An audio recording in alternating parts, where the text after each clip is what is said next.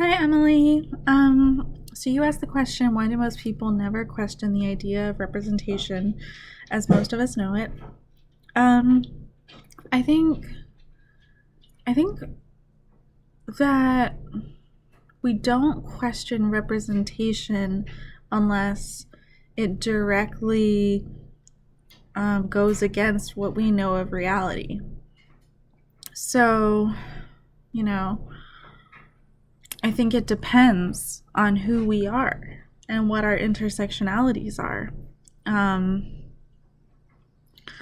I know uh, as someone who's queer, like seeing like or for example, I'm like poly, and like when I see representations of poly in the media, I'm usually like, that's not what it's like at all.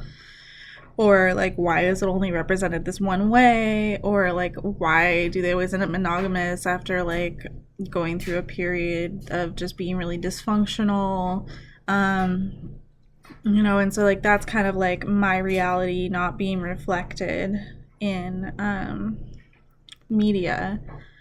And so I think when you ask this question, like, why do most people never question the idea of representation? We have to think about like, who are we talking about being represented, and who is most people. So, in this case, if we're looking at most people being like kind of like that dominant, hegemonic normative, you could think of it as like the normative whiteness. That has kind of like pervaded, and like this like concept of like white normalcy that has pervaded society. Um, but I think my friends who are black like would argue like they do question the idea of representation, like as we know it, because it doesn't reflect a lot of their realities. And so I think when we're asking these questions, like those are some important things to bring up. Yeah, that's it. Okay. Bye.